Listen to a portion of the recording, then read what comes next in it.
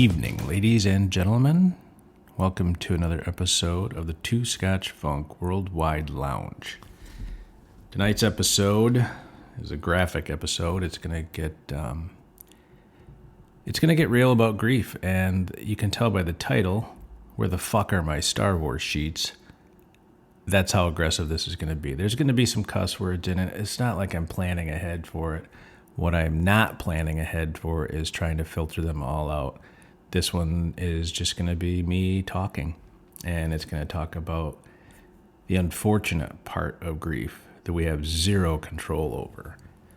As much as we'd like to, and as much as we'd like to think we can't sometimes, and that's okay. It'll also teach us, hopefully this episode will help teach all of us what we need to do to protect ourselves. And yeah, that's right, I said it, protect ourselves, because in your deepest, darkest, saddest, weakest moments, there are going to be the weakest, shittiest people that will come out of the woodwork and punch you in the face. Not literally, but although it'd be easier if they did so you could retaliate properly. Although I don't know if that's possible either, because some of the people that did what they did, I don't know if I'd have been able to stop the retaliation. There's that much rage. There was, for sure. Sometimes it pokes its head out again, but those people have become nothing. And I think that's a self-defense mechanism. And sometimes you have to do that. You have to find whatever self-defense mechanism works for you. There's no right one. I mean, there's some wrong ones, but there's no right one. So we'll go through those too. So I thought I would do a little defining of the word grief. And there's a couple different ways we can do it, but this one seems to work. Grief is the natural emotional response to the loss of someone close, such as a family member or friend. Grief can also occur after a serious illness, divorce, or other significant loss. Grief often involves intense sadness and feelings of shock and numbness. You may even have feelings of denial and anger. Well, of course you will. Those are part of the steps of grieving. However, the part that's most important is the shock and numbness. That's where I'm coming from tonight. The shock and the numbness. The sorrow's there, the denial. I mean, it's hard to deny a loss of someone, but maybe that's subconscious, because there's still times I'll see something cool and take a picture and like, man, Dad would really like to see this, and go to send him a text, and I can't. I know I've talked about that, but is that a subconscious level of denial? Probably. I think that's accurate. Some of the shock and the numbness comes from the situation. Now, where is your grief coming from? Is it a divorce? Those are very difficult to deal with. You've just lost your partner, someone you picked and chose you back. And you're going through the hardest thing you've ever gone through, and you're looking to the person that you would go to for that help and that comfort and that reassurance, and they're the ones causing the pain. They're the ones leaving. They're the absent ones. They're the loss. You grieve the loss of a career. I mean, say you've been terminated or you've moved on to another job. Well, all of a sudden you've lost all your workmates, your teammates, all the people you saw on a daily basis. They become your family. These are important people. All of a sudden they're gone. And guess what? They move on. They continue to go to work. And yeah, you're still close with them, and they're still dear friends. And you pick up the phone and they're still there. That loss is still there. That daily routine of seeing people, being responsible, having these things to do, it's gone. You've lost it. Sometimes it goes so far as to even the people that were your work friends, work family, not your close ones, but the ones you thought might be, disappear because of their allegiance to the company, or their allegiance to a different boss, or maybe just to know that, hey, I still have to continue to come to this job. I still need it to pay the bills. Derek was a good friend, but he's gone. I need to keep my head down and work here. Then you get to the loss of someone close, a family member, a friend, a dear friend. That's the hardest thing to deal with. Beyond the divorce, that's been the very hardest thing that I've ever had to deal with. And it's still, it's harder because it's permanent, but you don't revisit it because the person's gone. But one of the things you'll find when you lose someone, especially someone that is the matriarch or patriarch of the family, you will see people do things that they would never dream of if that person were still alive. The weak work together. They team up for a common goal. People that were never friends or never close in the beginning, never were until it became a convenience or necessity. The weakness needs a teammate. They cannot face adversity on their own. They cannot get their way on their own because where they're standing, the ground they're standing on, is not solid ground. It's more like quicksand. And in the end, it works out to be that. But what you'll find, and this is the shitty part, and this is where it's going to get ugly and aggressive, and I'm not even going to apologize in advance. This is important stuff. You need to find your people.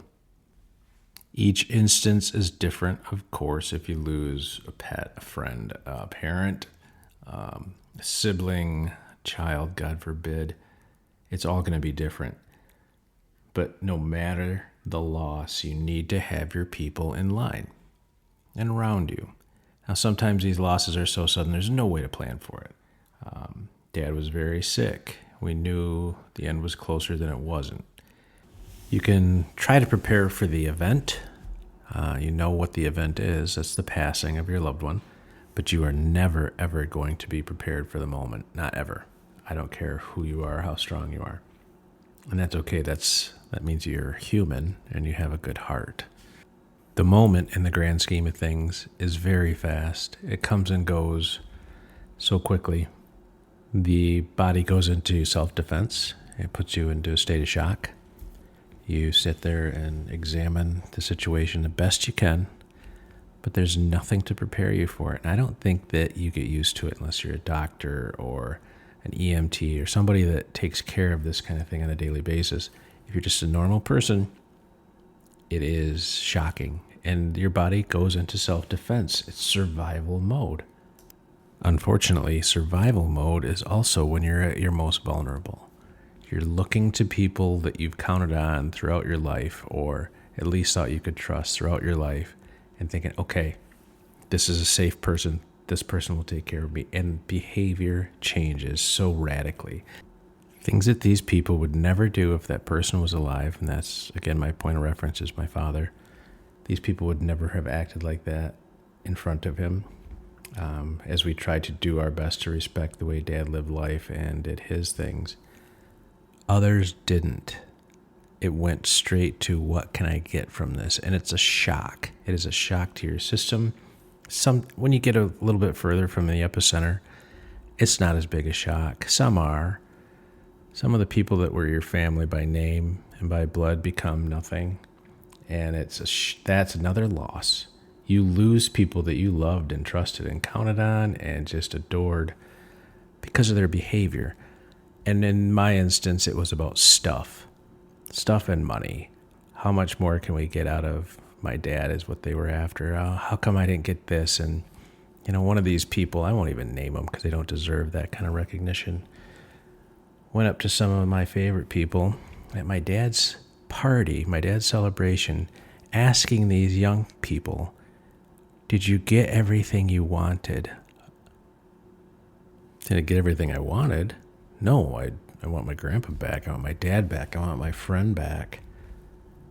It's not about the stuff to us, but to some it is. And the same people that wouldn't lift a fucking finger to help me when I was driving back and forth from Charlevoix to Alpena to get everything ready were the fucking first ones to stand there and bitch, oh God, Derek didn't offer me this. What a piece of shit. Derek didn't do this. He didn't give me that.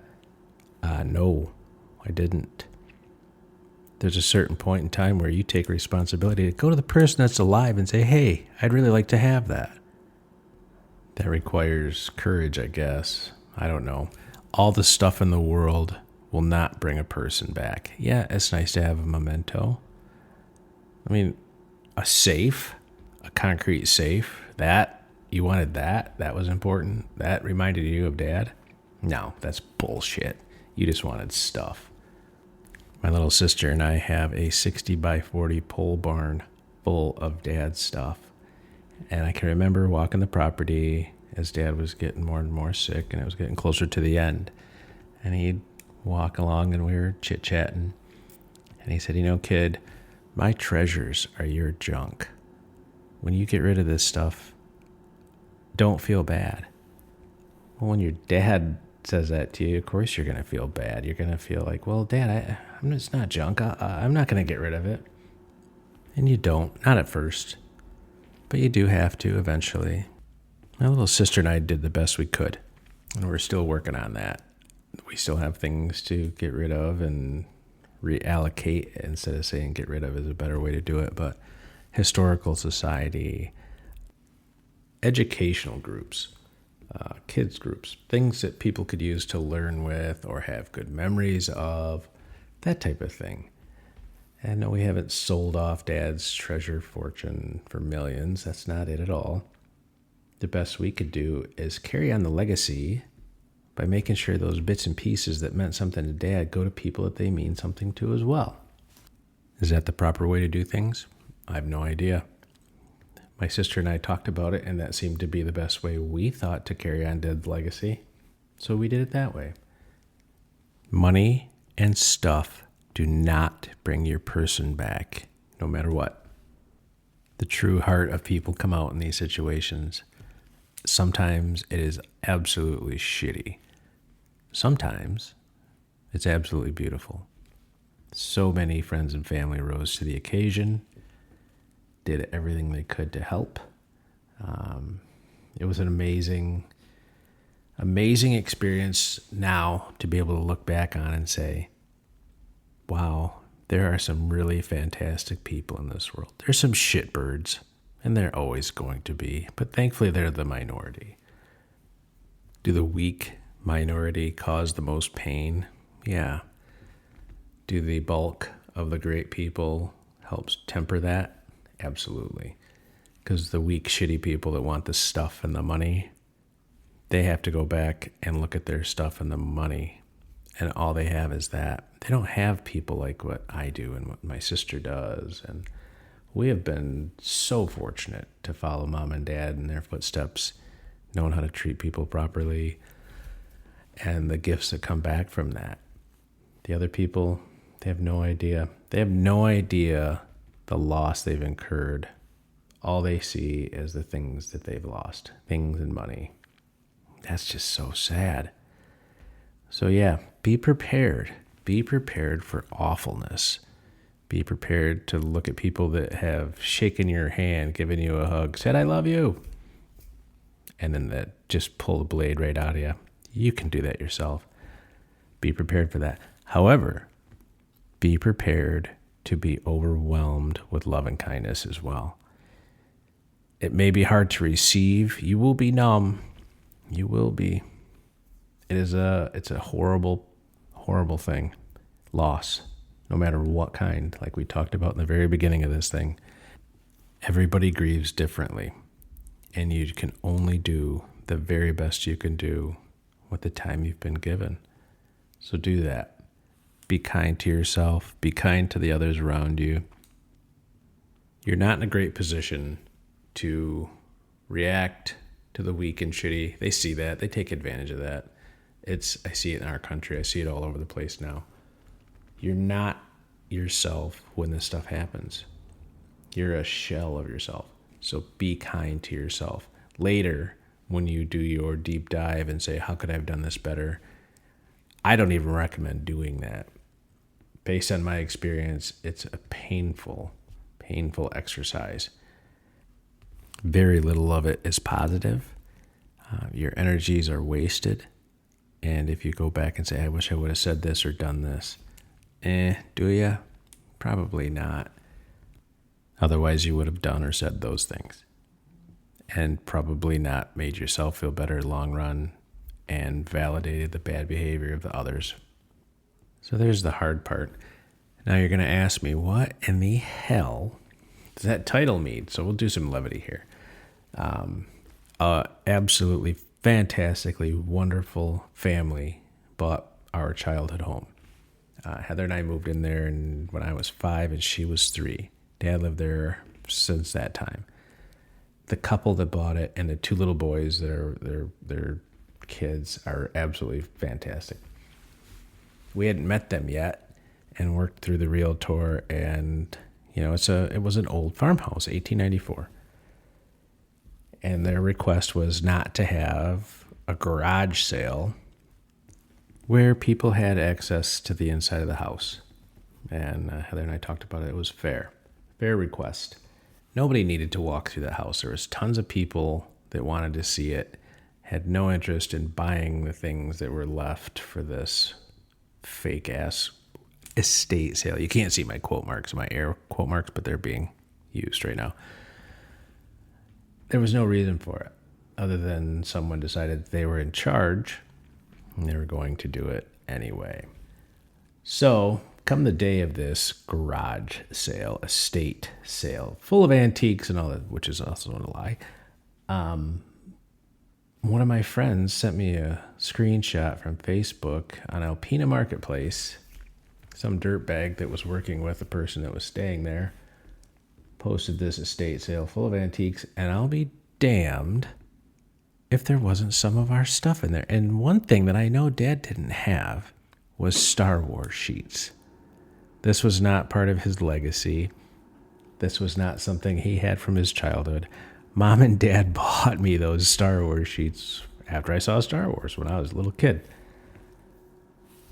This person found them and put them on the fucking ad for her estate sale. So not only was she going to give the people that were buying the house the finger on the way out of town, she was going to give me the finger as well. I said, yeah, unfortunately, those are mine. So I sent a very kind text, and it was very, hey, if you find something that doesn't belong to you, please don't put it in your garage sale. Just set it aside, and we'll take care of it later. And I'll be damned, those Star Wars sheets never showed up again. There wasn't any check written to me either for the proceeds. It's all about the proceeds, right? So there you have it. Be prepared. Always be prepared. Be a Boy Scout. You never know how people are going to act or react or do what they're going to do. Be good to yourself. Be good to the people that are good to you. And do your very best just to get through it. That's the most important thing. You got a lot of healing to do. It's been 2 years and some change, and I have a ton of healing to do. This podcast was part of it. Telling that Star Wars sheet story, as pissed off as I was that somebody decided to become a thief and steal something from my childhood, what was I going to do with them? Buy a small bed to put them on? No. It was a concept. Guess what? I'm over it. Congratulations. You got whatever you got for my sheets. I hope your dignity and integrity was worth it. We can talk about the stolen drugs later. Oh, wait. No, we probably shouldn't. We will, though. That's enough. That's a long one. Had to get it done. Had to get it out of the way. I hope you all have a fantastic weekend. This is my Friday night party night. It's pizza night by myself, so it's a personal pan, but that's okay. I sure do appreciate you all. This podcast, whatever is going on in the ether, has been amazing. I've had better response, better listening, better downloads, better everything with this latest iteration. And the blog post I posted set records as well. So whatever I can do to make it better, let me know. Otherwise, I'm going to shut her down. Have a great night, everybody. Thank you so much for listening.